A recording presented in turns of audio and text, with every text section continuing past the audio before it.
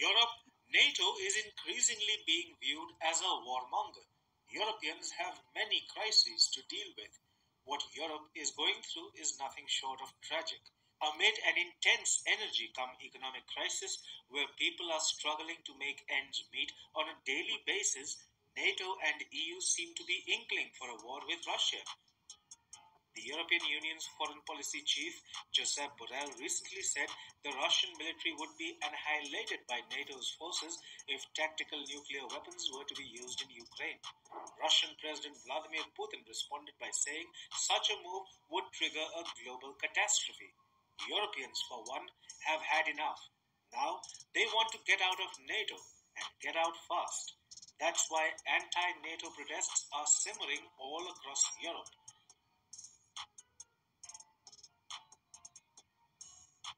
Less than a week ago, tens of thousands of protesters choked the streets of France's capital city, Paris, as they chanted anti-NATO slogans.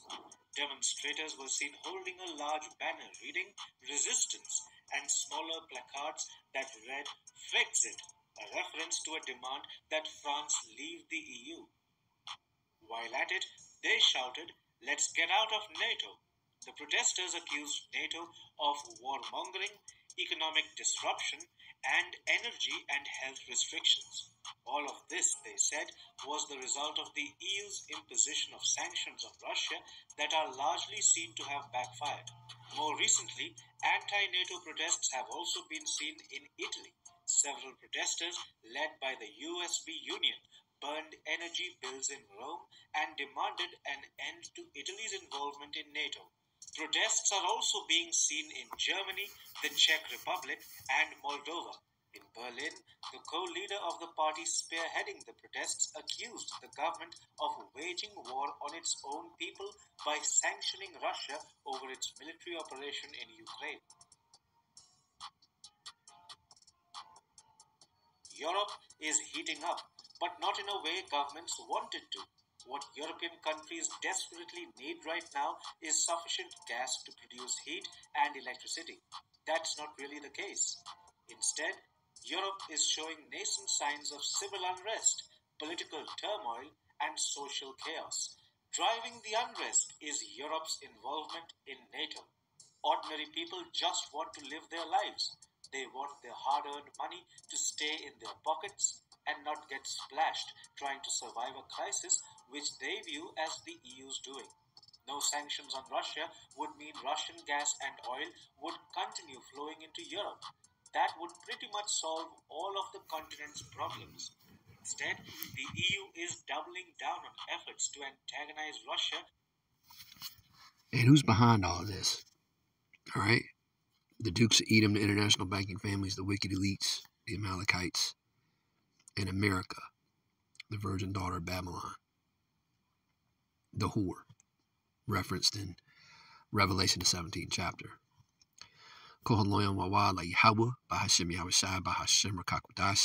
Double honors are going out to the elder apostles of the great millstone, along with the bishops who rule well. Salutations, peace, and blessings to the Most High Powers elect. I'm Shamar, Ahmath, prophecy speaking. All right, and you saw the video, you get the point.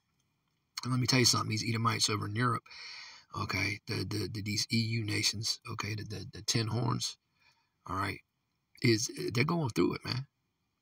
All right, they are going through it, and one of the things that has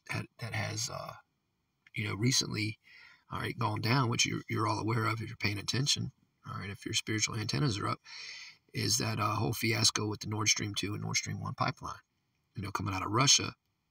That was supposed to feed Germany and the rest of Europe, with oil. Okay, well, with Babylon the Great being behind that attack, okay, it's causing these people a lot of discomfort. All right. In Poland, for example, they're running out of trash to burn to keep warm. It's already cold over in Poland. All right, and you still got 5 more months of cold to go. When these people can't pay their energy bills and you start having rolling blackouts, all right, which all that's coming here. All right, you're going to have absolute chaos. Okay, that's all part of Jacob's trouble. All right, pursuant to Jeremiah the 30th chapter and the 7th verse. Okay, it's going to be chaotic. And this is all Bible prophecy. You know, you go into Daniel's the 2nd chapter, Lord willing, I don't want to write this out, I'm going to get it here in a second. And it talks about, you know, this kingdom, this revival of the Roman Empire, all right, this beast, all right, and the 10 horns being NATO and the EU, all right, being divided, man. Okay? And this division, at the end of the day, is all going to lead to these EU powers, which have always been confederate with the United States. Okay? It's going to lead to them firing missiles on her. Revelation, the 17th chapter, is crystal clear. You know, where it says that the 10 horns shall hate the whore and eat her flesh and burn her with fire, destroy her economically, and destroy her with fire via the intercontinental ballistic missiles. So these are beautiful times we're in. You know, also, you know, they're very, you know, these are perilous times. Okay. And everything these so-called Europeans are going through is going to land on first of all, because we only care about our people, the Lord's people. It's going to land hot and heavy on you so-called blacks, Hispanics, and natives. All right, who are the Lord's people along with the Israelite foreigners. But it's going to hit you Edomite square in between the eyes as well. All right, you're going to be burning trash. You're gonna have to learn how to live without power, and all the creature comforts you've grown so accustomed to. And it's going to get ugly. It's going to get ugly. You know, the scriptures talks about men being afraid, you know. Well, men and women are going to be afraid. Now, this is just a personal, you know, testimony. A few days ago, I was taking a walk, and I actually ended up walking about 7 miles, okay? And it was Friday night, you know, early Friday night, you know, around dusk, okay? And my old lady texted me when I was gone, and she said she was afraid. And the reason she was afraid was because she said she saw some homeless men, you know, out in the street, you know, out her window. And she thought they were going to come, you know, tap on her window, tap on her bedroom window. Now, they didn't. But she was scared. She was afraid. Lights hadn't gone out yet. You know? The race riots hadn't started yet. And she was already afraid.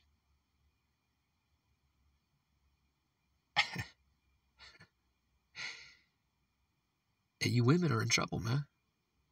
But you know what? You men are in trouble too.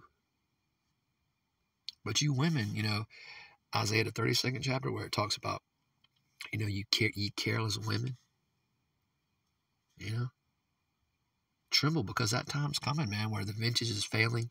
It's already failing over here in Babylon, you know. And you're not going to have a hedge. You're not going to have 911 service no more. You know, you're going to have to learn to live without power.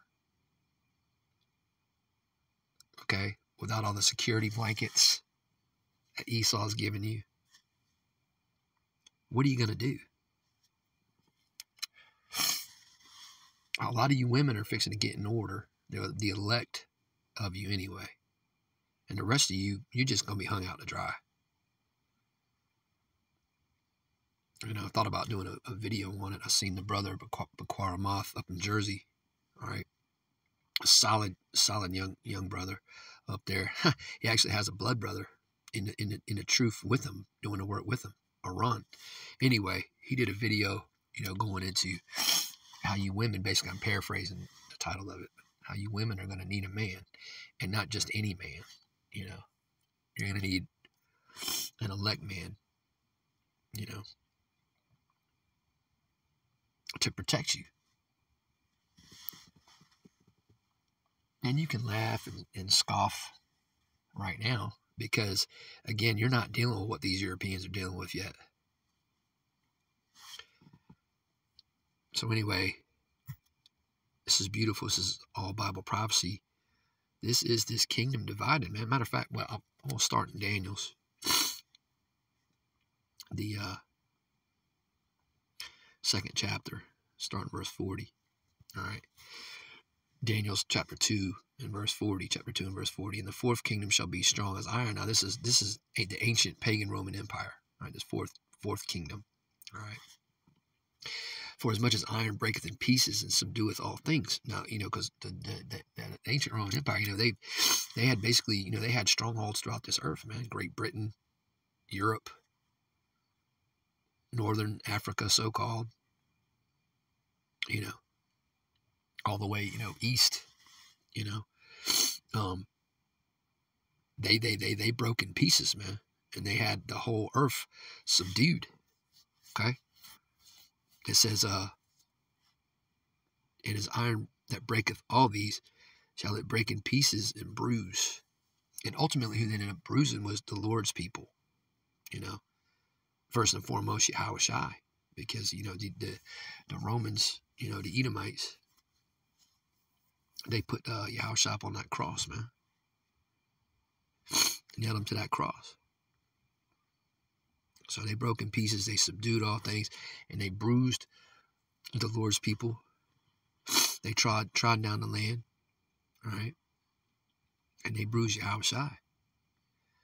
All right, now when you get to verse 41, this is going into the revived Roman Empire, okay?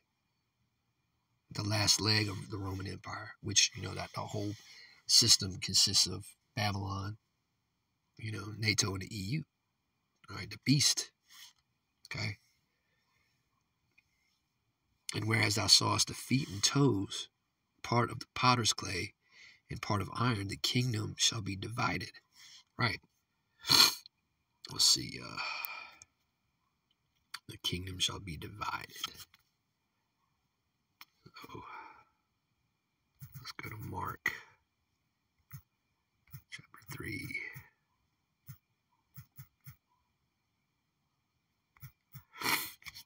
Mark chapter 3 verse 25, get right to the point. Yahushua said, and if a house be divided against itself, that house cannot stand. Matter of fact, no, you know what? Let's just go a little bit before that. Okay. Mark chapter 3 and verse 23, and he called them unto him and said unto them in parables, how could Satan cast out Satan? Now, Satan, the spiritual demon Satan, has a physical counterpart in the earth, Esau. Okay? The devil, all right? Starting at the top of the Amalekites, the small hats, the Zechariah 9 and 6ers, all right? Verse 24, and if a kingdom be divided against itself, that kingdom cannot stand. This is, and you have open, calls from a lot of these countries. I mean, you heard some of them, the Czech Republic, Moldova, which those countries, Moldova, the Czech Republic, Albania, they're going back to Russia. Okay, Ezekiel 38 chapter tells you that. But you have the Czech Republic, the reporter's talking about Moldova, Italy, France, openly calling for the end of their allegiance to NATO, man, the beast. So it's a divided kingdom, man. That kingdom cannot stand. It says, and if a house be divided against itself, that house cannot stand. The house of Esau is divided against itself. Okay? And if Satan rise up against himself, verse 26, and be divided, he cannot stand, but hath an end. This kingdom has an end, man. The next kingdom to be established is the kingdom of heaven. All right? The rulership of the Israelites under Yahushua, King of Kings and Lord of Lords, and King David, Malak Dawadah. All right? Let's go back here. It says, all right, but there shall be in it, okay, back to verse 41, of the strength of the iron, for as much as thou sawest the iron mixed with miry clay. Okay? It says, Verse 42, and the toes of the feet were part of iron and part of clay. So the kingdom shall be partly strong and partly broken. Now, because what you have is, all right, you have some countries in the EU, all right, part of that NATO alliance, the EU. All right, you have some of these countries that have strong economies and that have been superpowers in the earth, like Germany and France, okay? And then you have other members of this alliance that are in shambles. Greece, Portugal, Italy, all right? And then you have some members that have strong militaries and other members that don't have, hardly any military firepower. So you have a kingdom that, that is weak, partly weak and partly strong. Okay. And you can't mix iron and clay. Those two things don't go together. Like oil and water don't go together. Miry clay and iron don't go together. So this whole alliance is in shambles. Okay.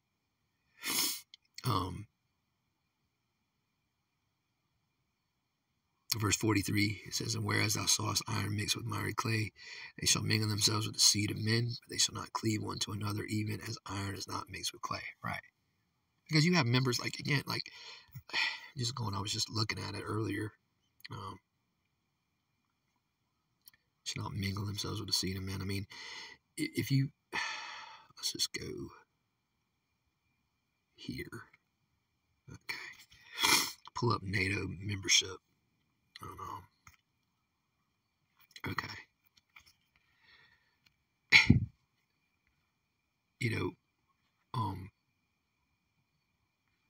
Historically, the superpowers, like France and England, and of course England, you had England with the whole Brexit deal in 2020. They joined the EU in 1973, and they just left a few years ago.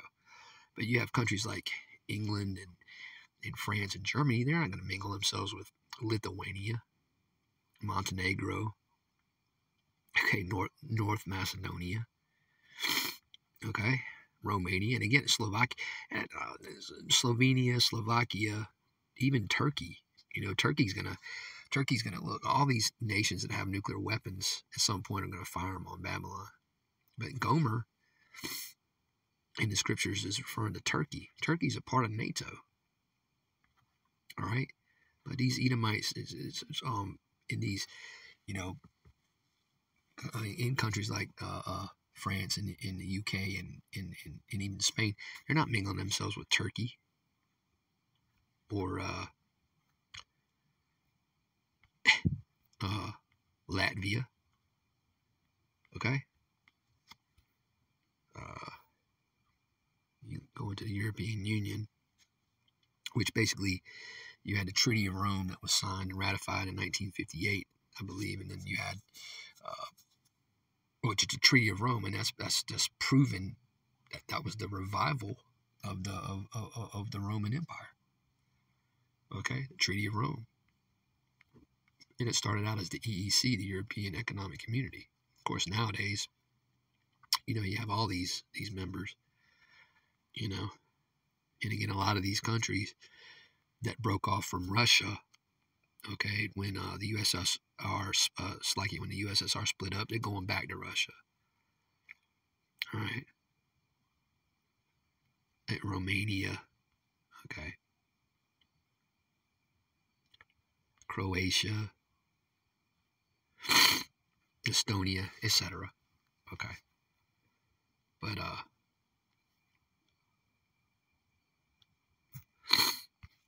yeah, so when it says, let me read this again, when it says in verse 43, they shall mingle themselves with the seed of men, but they shall not cleave one to another. Okay, that's going into how